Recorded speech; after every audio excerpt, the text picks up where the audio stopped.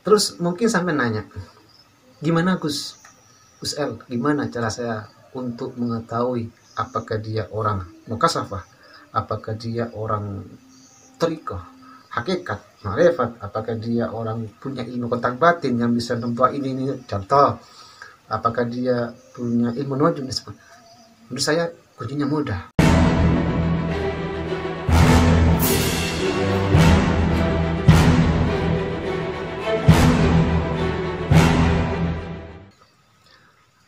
Assalamualaikum warahmatullahi wabarakatuh. Untuk kali ini saya ingin membagikan sebuah ilmu, yaitu ilmu yang menurut saya sangat penting sekali untuk kalian ketahui, karena banyak sekali orang yang kurang paham di bidang ini. Apa yang perlu saya jelaskan yaitu tentang masalah masalah kegaiban. Mungkin kalian sudah seringkali ketemu dengan orang yang bisa melihat sesuatu atau mungkin meramal sesuatu. Banyak orang yang tidak paham tentang itu, sehingga orang seringkali menyamakan antara orang yang satu dengan yang satunya, padahal sama tidak sama. Ada orang yang karena bisa itu dari segi ini, dan ada yang bisa karena dari segi yang itu. Dan menurut saya makanya ini saya sampaikan karena penting untuk kalian tahu tentang dunia kegaiban. Tapi sebelumnya saya minta tolong kepada kalian agar di subscribe ya agar di subscribe, terus dikasih like, komen, sebarkan lagi keluar biar ilmu ini bermanfaat dan insya Allah berpahala buat kalian semuanya. Kalau menurut saya, jika ini perlu dibagi, saya kira itu ada 7 macam. Yang 7 macam ini sama tapi tidak sama. 1. Ilmu nujum. Dengan ilmu nujum orang bisa tahu. Contoh soal keris. Nah, dengan ilmu nujum itu bisa dibaca, atau mungkin orang sakit, jam berapa dia datang dan semacamnya, itu bisa dibaca dengan ilmu nujum, sehingga orang itu bisa tahu, orang ini datangnya jam sekian, berarti ini dari ilmu nujum, ini sakitnya kena guna-guna, ini sakitnya ada setannya, itu terbaca semua dengan ilmu nujum. Terus lagi contoh seperti keris. Dengan ilmu nujum orang bisa tahu ini kerisnya untuk keselamatan, apa ini untuk kekebalan, apa ini untuk penglaris, untuk pengasihan dan semacamnya. Itu orang bisa tahu dengan ilmu nujumnya, dengan ilmu hitungannya orang bisa tahu.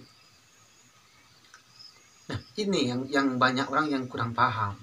Kadang-kadang melihat orang yang bisa membaca sesuatu, contoh ini kena guna-guna, kadang-kadang orang awam itu sangat mudah mengambil kesimpulan, wah orang ini hebat, orang ini wali, kadang-kadang sampai gitu, padahal di sini banyak cabangnya. Kalau menurut saya ini ada 7 macam. Pertama, tingkat paling dasar itu ilmu nujum, itu tingkat paling dasar. Terus kedua, orang yang punya jin, kata orang Madura etal jin, tubuhnya itu ada jinnya, diikuti jin. Dan nah di sini orang yang diikuti jin tidak harus orang pintar, kadang-kadang orang awam diikuti jin. Nah dengan jin yang nyusup kepada ke dalam tubuhnya orang itu bisa tahu, karena yang memberitahu itu jinnya, bahwa dia kena guna-guna, dia kena di tengah jalan, kata orang Madura itu terserampat begitu. Saya juga kurang paham juga bahasanya terserampat itu apa ya, terserampat dan semacamnya itu. Itu kata orang kata jinnya. Sehingga yang punya jin itu bisa membaca, bisa tahu, dan disampaikan pada yang nanya. Oh, ini kena guna-guna, oh ini kena jin, dan semacamnya. Tapi taunya itu berangkat dari jin yang masuk ke tubuhnya atau jin yang mendampinginya, menyertainya, begitu. Jadi ini yang dimaksud saya, sama tapi tak sama, sama tapi tak sama. Tapi orang awam kadang-kadang ada kesalahan di sini. Makanya perlu saya jelaskan kepada kalian semuanya. Ini tingkat kedua menurut saya. Jadi apa ya, posisinya lebih tinggi dari yang ilmu nujum, karena ini ada jinnya. Terus ada orang yang bisa apa ya, membaca sesuatu, bahkan bisa memberitahu sesuatu, ya sama seperti sebelum yang sudah saya jelaskan, yaitu orang yang apa, yang punya ilmu kontak batin. Itu ilmu kontak batin itu memang ada yang ya rata-rata berupa amalan. Dengan ilmu kontak batinnya, setelah diamalkan, diritualkan beberapa malam, maka dengan ilmu kontak batinnya akan menghadirkan khuddam. Nah, khuddamnya itu nanti yang akan membisikkan ke telinganya atau ke dalam hatinya, atau merupakan sebuah gerakan spontan. Tuh, karena perlu kalian tahu, ini simak baik-baik ya. Kalau yang berupa bisikan ke hati, nah, itu khuddamnya membisikkan ke hatinya. Contoh, saya punya ilmu kontak batin, saya ingin tahu tentang suatu benda, semacam entah cincin, entah keris dan semacamnya. Gampangnya saja, anggaplah keris. Saya ingin tahu. Nah, saya cuma nanya dalam hati, ini apa khasiatnya keris ini? Nah, khuddamnya kontak batin nanti itu membisikkan ke dalam hatinya bahwa itu adalah keris keselamatan. Begitu. Keris keselamatan. Itu bisa tahu berkat apa? Khuddam dari ilmu kontak batinnya. Terus yang pakai telinga, itu ada khuddam yang membisikkan ke telinganya berupa suara gaib. Contoh, saya punya ilmu kontak batin. Tadi maaf saya tidak punya ya. Kalau ilmunya ada tapi masih belum pernah mengamalkan begitu. Terus saya mau tahu tentang keris, apa itu khasiatnya? Itu nanti akan ada seakan-akan sebuah bisikan yang memberitahu ke telinga saya bahwa suara gaib menurut saya ya, bahwa itu adalah keris untuk pengasihan atau mungkin untuk penglaris. Nah, dengan bisikan itu, baik ke telinga, baik ke hati, dia bisa tahu dan bisa menyampaikan pada yang punya keris itu keselamatan, itu penglaris, itu pengasihan, itu bisa tahu. Itu cabang-cabang dalam masalah ilmu kontak batin. Dan yang terakhir tuh, kontak batin ada juga yang berupa gerakan spontan. Contoh, saya yang punya ilmu kontak batin, terus saya ingin tahu tentang suatu keris, apa itu khasiatnya. Maka saya cukup diam seperti ini, maka nanti akan ada gerakan dari khuddam yang saya miliki, sehingga dengan gerakan itu sesuai dengan permintaan saya. Contoh, saya meminta begini, apa ini khasiatnya keris ini? Apa ini? Oh, mungkin ini keris ini adalah untuk pengasihan. Kalau nggak ada gerakan, berarti bukan. Kemudian tebak-tebakan lagi, mungkin ini keris keselamatan. Nggak ada gerakan. Terus kemudian saya mencoba membisikkan dalam hati, jangan-jangan ini keris untuk penglaris. Kemudian ada gerak spontan, contoh, atau gerak sedikit, tapi biasanya nggak ditampakkan gerakannya, gitu. Tapi itu khuddamnya menggerakkan, sehingga orang yang punya ilmu kontak batin tuh bisa tahu bahwa itu adalah itu adalah apa? Keris untuk penglaris. Ada lagi begini, ada lagi orang yang punya ilmu kontak batin, dengan ilmu kontak batinnya bisa melihat sesuatu yang terjadi. Contoh, saya punya ilmu kontak batin, ada orang nanya tentang seorang yang sakit, ini kena guna-guna apa tidak, maka saya itu langsung melihat apa ya, orang yang mengirim ilmu itu, langsung saya melihat di alam apa ya, di alam bebas lah, anggaplah di alam gaib, saya langsung bisa melihat. Tapi itu bukan apa ya, bukan apa-apa, itu cuma kontak batin, begitu. Terus ada begini lagi, tapi ya apa ya, setahu saya nggak ada lagi, itulah. Jadi macam-macam di dalam ilmu kontak batin itu, macam-macam cabangnya, ada yang bisa begini, ada yang bisa begini dengan ilmu kontak batinnya. Ada lagi yang dengan ilmu kontak batin itu bisa tahu apa yang kalian kerjakan saat ini, apa yang dikerjakan itu bisa tahu dengan ilmu kontak batinnya. Tapi itu ilmu kontak batin. Jadi ilmu kontak batin ini ada dalam tingkatan yang keberapa? Nah, nujum, terus jin, tingkatan ketiga. Karena kenapa saya letakkan ketiga? Karena posisinya lebih tinggi, lebih hebat dari yang kedua dan ketiga. Terus keempat itu tingkatannya menurut saya lebih tinggi lagi dari yang ketiga ini, yaitu yang disebut dengan indera keenam. Indera keenam yang dikenal dengan anak indigo. Ya, anak indigo. Itu anak indigo itu kan indera keenam. Nah, indera keenam ini apa ya? Bisa orang Islam, bisa bukan Muslim, bisa. Nah, begini. Indera keenam itu adalah kemampuan bawaan, ada yang merupakan bawaan, ya rata-rata bawaan dari orang tua atau mungkin siapa begitu. Intinya begini, lebih tinggi dari yang tiga menurut saya. Kenapa saya letakkan pada tingkat nomor 4? Karena mereka tanpa harus mengamalkan, dan tanpa harus punya jin, dan tanpa harus punya ilmu nujum, tapi mereka mampu membaca sesuatu. Contoh, di sana ada ya seperti yang tadi, itu kerisnya penglaris, itu pengasihan, atau mungkin kamu kena guna-guna, kamu kena apa, pokoknya mereka tahu. Bahkan jin yang lewat itu mereka tahu, berkat indera keenamnya. Berkat indera keenamnya itu lebih hebat menurut saya dari yang ketiga, begitu.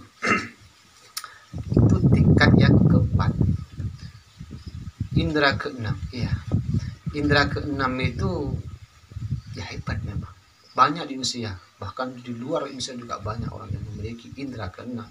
Tapi begini, indera keenam itu kemampuannya cuma penglihatannya itu, baik indera keenam, baik kontak batin, apalagi yang punya jin, itu kemampuannya cuma sampai ke alam jin.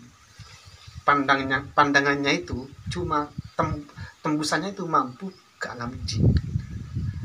Ke alam malaikat nggak mampu, karena memang sebatas amalan begitu. Apa indera keenam ya sebatas bawaan begitu, nggak mampu.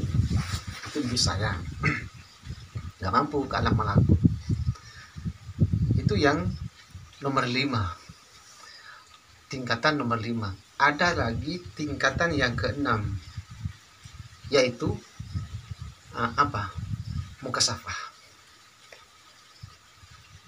Ke-6 ya, ini ke-6, tingkatan mukasyafah.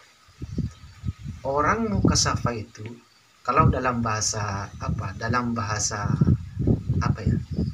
di bahasa Indonesia kan itu orang yang terbuka hijab. Mukasyafah itu beda dari yang sebelumnya. Mukasyafah itu terbukanya hati, hijab, tabir yang menghalangi antara alam nyata dengan alam gaib, terbuka. Ini menurut saya lebih tinggi dari yang kelima. Kenapa saya katakan ini lebih tinggi? Karena mukasyafah ini biasanya dikatakan kepada orang yang ahli ibadah, atau orang yang dekat kepada Allah, atau orang-orang yang soleh. Makanya saya letakkan di nomor 6 mukasyafah itu.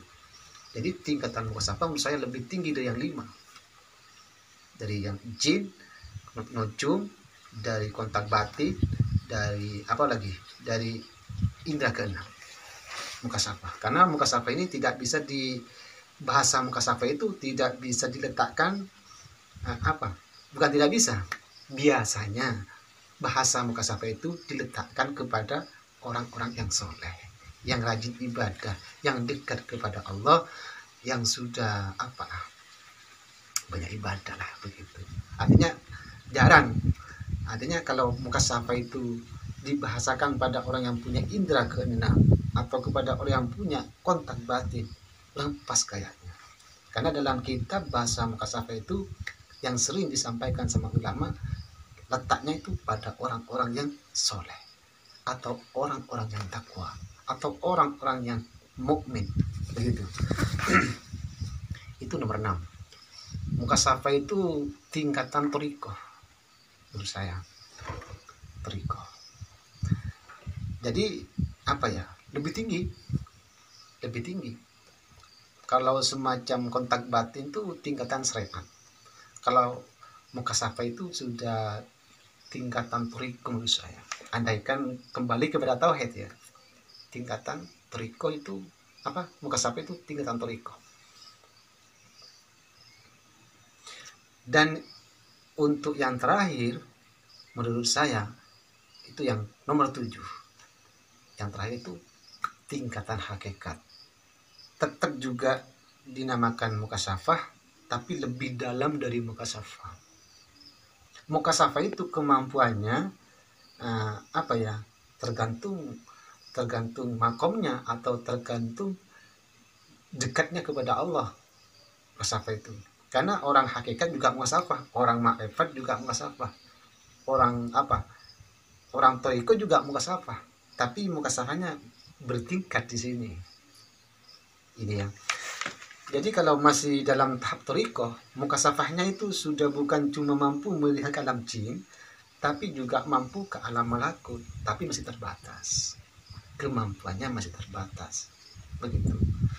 Kalau masalah orang hakikat bukan cuma bisa menerobos ke alam jin, bukan cuma bisa menerobos ke alam malaikat, tapi sekaligus juga sudah mereka itu bisa sudah mengetahui hakikat kehidupan, hakikat dirinya, hakikat keadaan, hakikat ibadah, hakikat ta'abbud ilallah, taqarruban ilallah. Mereka sudah paham itu. Bagaimana cara hidup dengan manusia, bagaimana cara hidup dengan hewan, bagaimana cara hidup dengan alam, bagaimana cara hidup dengan benda. Ya udah seperti itu. Pepohonan itu mereka paham. Makanya sampai ada sebuah bahasa dari kalangan ulama yang tahu betul tentang masalah kesopanan, tata krama, masalah adat, itu orang hakikat, orang yang sudah dekat. Hakikat itu man arafa nafsah faqad arafa rabbah. Jadi tetap sama-sama mukasyafah, tapi lebih dalam lagi. Namanya saja sudah hakikat. Itu lebih dalam dari sebelumnya. Hakikat itu sudah ya hebat lah. As-syari'atu bila hakikatin batilatun, wal hakikatu bila syariatin atilatun. Syariat tanpa hakikat batal, hakikat tanpa syariat kosong. Jadi syariat dan hakikat tidak boleh lepas, hakikat dan syariat juga tidak boleh lepas. Ada orang kadang-kadang seperti ini, ya buat apa saya masuk ke hakikat, saya aja nggak mampu. Banyak kan ya, itu salah, ngawur itu, omongan kosong itu. Syariat hakikat itu banyak yang nggak paham. Udah kapan-kapan saya jelasin. Saya kembali ke sini.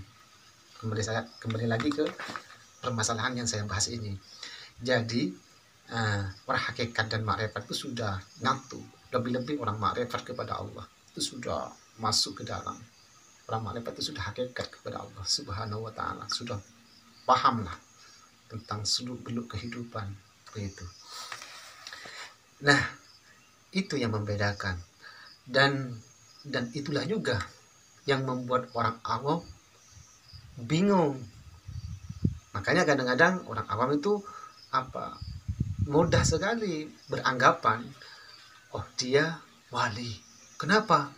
Karena dia bisa tahu bahwa kadang-kadang begitu. Kadang dia mau kasafah. Kenapa? Karena dia bisa tahu begini. Gitu. Ngawur. Ya masih bisa dimaklumi, namanya aja orang awam. Tapi kan kamu udah tahu. Ya jangan ikutan lagi seperti itu. Makanya ini disimak.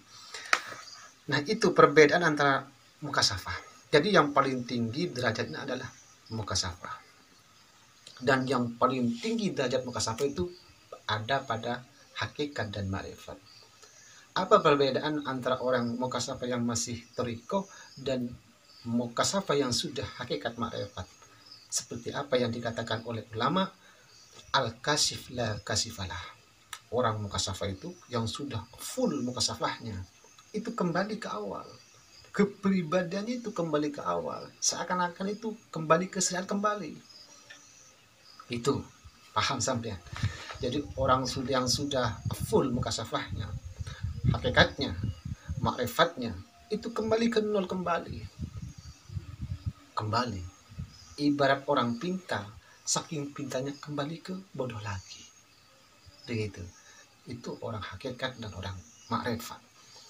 Jadi orang hakikat yang sudah kembali ke nol kembali, yang sudah al-kasif la kasifalah, yang sudah pribadiannya itu kembali ke syariat seperti orang syariat itu. Ini sering nipu orang. Orang yang semacam ini sering nipu orang. Makanya orang awam kadang-kadang itu mengira dia nggak wali, dia orang syariat. Padahal saking dari tingginya makomnya sampai kembali seakan-akan orang saya kembali, padahal tidak, mereka itu saking tingginya. Contoh Rasulullah Sallallahu Alaihi Wasallam, kepribadian Rasulullah itu seperti orang syariat, tapi jangan kira dia cuma syariat, tapi sudah wow, ya kan? Sama juga orang hakikat. Saya ambil contoh orang hakikat itu kalau sudah kembali ke nol itu sudah nggak mau tahu tentang orang lain, apa orang lain itu jelek, apa itu jahat, apa itu udah nggak mau tahu itu, karena mereka sudah ngurusin dirinya sendiri, bukan ngurus orang lain. Kalau masih syariat, thariqah, ya lebih-lebih ya, masih cuma maaf bukan meremehkan, lebih-lebih masih nggak nyampe ke sini, biasanya ya seperti orang yang belajar silat, namanya baru belajar ya, kadang-kadang ada orang yang kayak mukul ya, iya kan gitu kan. Ya maklum masih baru belajar. Coba lihat orang yang sudah silatnya itu sudah mapan, orangnya itu kayak nggak punya silat lagi, kayak nol kembali ke awal kembali, padahal mereka nggak punya silat. Ya andaikan diibaratkan juga begitu tentang masalah orang yang sudah sampai pada hakikat makrifat. Mereka kepribadiannya kembali ke nol, begitu. Seakan-akan mereka tidak kasap lagi. Bukan tidak kasap, tapi mereka sudah nggak memikirkan orang lain. Bahkan tentang dirinya sudah tidak mereka pikirkan. Mereka yang dipikirkan cuma satu, Allah Subhanahu wa Ta'ala. Nah, itulah. Jadi kalau sampean pingin tahu orang hakikat, apa dia orang wali, terus mungkin sampai nanya, gimana Gus El, gimana cara saya untuk mengetahui apakah dia orang mukasafah, apakah dia orang thariqah, hakikat, ma'rifat, apakah dia orang punya ilmu kontak batin yang bisa nempuh ini contoh, apakah dia punya ilmu nujum. Menurut saya kuncinya mudah. Kalau kamu sampean ingin tahu apakah dia yang bisa ngeramal sesuatu atau gimana, ingin tahu apakah dia nyampe ke dia itu sudah sampai pada hakikat atau belum, kuncinya mudah. Tapi asalkan sampai berani ya berani nanya ya, Ini cukup saya menanya, mampu tidak nerobos ke alam malakut? Karena orang yang sudah hakikat itu, waduh, mampu ke alam malakut tuh. Ke alam malaikat tuh berobos, bukan cuma masuk ke alam jin, tapi langsung masuk ke alam malaikat tuh. Andaikan kalian dibuka hijab oleh Allah, diperlihatkan oleh Allah kepada kalian kepada orang awam lah, orang biasa, andaikan diperlihatkan kehebatan mereka, orang hakikat dan ma'rifat, mungkin kita itu akan kagum dengan sedemikian rupa. Kenapa? Karena orang yang sudah full, sudah sampai pada hakikat dan ma'rifat, mereka sudah banyak bermain-main di alam gaib. Jadi yang terlihat, kelebihan yang terlihat itu di alam nyata itu cuma ibaratnya seujung rambut. Yang lebihnya itu, wah, di alam malakut itu, di alam mereka, di alam gaib itu terbang mereka. Seandainya orang biasa itu ngelihat, pasti loh kagum. Bahkan cahayanya, menurut Rasulullah kalau nggak salah ya, apa menurut Rasulullah, apa menurut ulama saya lupa, tapi cahayanya orang-orang yang sudah hakikat, orang wali kekasih Allah itu satu orang mampu menerangi seantero bumi, sealam itu mampu. Itu kehebatan mereka, tapi mereka sengaja Allah tutupi agar mereka itu seakan-akan sama, nggak ada yang di atas, nggak ada yang di bawah. Makanya orang wali yang sudah sampai pada kesana, kembalikan kembali. Jadi kalau sampean ingin belajar mendekatkan diri kepada Allah, coba belajarlah kembali ke nol.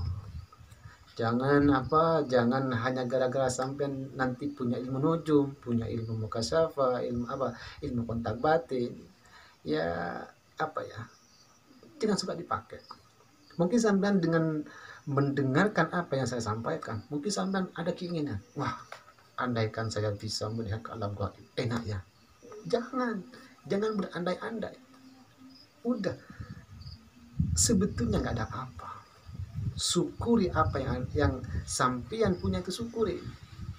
Apa yang sampean miliki itu syukuri kepada Allah. Nggak usah berandai-andai terlalu tinggi. Apa yang ada, udah syukuri itu. Soal melihat bukan masalah. Kenapa saya bilang begini? Karena orang hakikat, orang ma'rifat yang sudah sampai kepada Allah, sebetulnya mereka itu bosan dengan mukasyafahnya. Mereka itu sudah nggak membutuhkan mukasyafahnya. Beda dengan tingkatannya di bawahnya, yang mereka masih kagum dengan mukasyafahnya. Itu tingkatnya masih rendah. Kalau orang sudah full itu bukan seneng, itu udah bukan benci, ya nggak juga, tapi mereka udah gimana ya, capek dah. Mereka sudah sibuk ngurusin dirinya, sudah sibuk dengan Allah Subhanahu wa Ta'ala, sehingga mereka hampir lupa punya mukasyafah atau enggak. Mereka sudah hampir lupa. Itulah tingkatan tertinggi dalam dunia mukasyafah. Udah mereka itu sudah nggak mau tahu lah apa-apa. Mau sampai nanya, kok kadang-kadang orang wali itu ada kiai, Gus, kemarin saya sowan pada orang wali, saya ditebak Gus, langsung beneran Gus. Sebetulnya mereka bukan menebak. Kalau memang benar dia orang wali ya, bukan menebak, tapi dia memang sudah lepas dari mulutnya dengan izin Allah Subhanahu wa Ta'ala, tanpa dia sadari. Tapi Allah yang membukakan tuh lisannya untuk menyampaikan ini dan itu. Beda dengan yang tingkatan di bawahnya ya. Kalau yang tingkatan di bawah kan masih begini kan, ini orang apa gitu kan, gitu. Tapi bukan berarti orang yang sudah wali bukan nggak pernah begitu. Ini bukan, tapi jaranglah mereka, terkecuali mereka sudah membutuhkan betul-betul, baru mereka. Contoh seperti saya, tapi saya bukan orang wali, bukan. Contoh kuburan ya kan, sering ke kuburan saya kan, saya pantau dulu kan, apa ini, nah kan gitu kan, itu kan udah dibutuhkan kan, begitu. Lepas itu nggak butuh lagi saya, tapi saya bukan orang wali, bukan, cuma saya menjelaskan tingkatan-tingkatan antara kewalian sampai ke bawah, biar kalian paham. Banyak yang nggak paham soal sini, bingung orang, jangankan orang awam, orang yang berilmu aja banyak bingung. Tapi insya Allah sampean melihat ini nggak bakal bingung lagi, ya kan. Nah, atas kurang lebihnya mungkin jika ada yang mau ditanyakan, uh, boleh komen, boleh sampean komen, insya Allah nanti saya jawab di bawah ini, ya. Komen sampean kalau sampean, meskipun nggak ada yang nanya, ya udah komen aja ya. Ini capek saya ngomong, masa sampai nggak kasihan sama saya. Komen ya, komen. Tapi ya yang terpenting bagi saya, semoga meskipun sampai nggak mau komen, nggak mau ngelik umpamanya, ya nggak maksa saya, nggak ikhlas skrip, nggak ikhlas ya, terus sampai aja lah. Yang penting satu yang saya minta, ilmu yang saya sampaikan ini ambil ya, sekiranya ada manfaatnya diambil, sekiranya nggak ada manfaatnya udah dibuang aja. Tapi sebelum dibuang, pikir dulu dengan apa yang saya sampaikan itu, itu benar, begitu kan. Ya, atas kurang lebihnya saya mohon maaf sebanyak-banyaknya. Atas kurang lebih saya mohon maaf sebanyak-banyaknya. Akhir kalam, Assalamualaikum warahmatullahi wabarakatuh.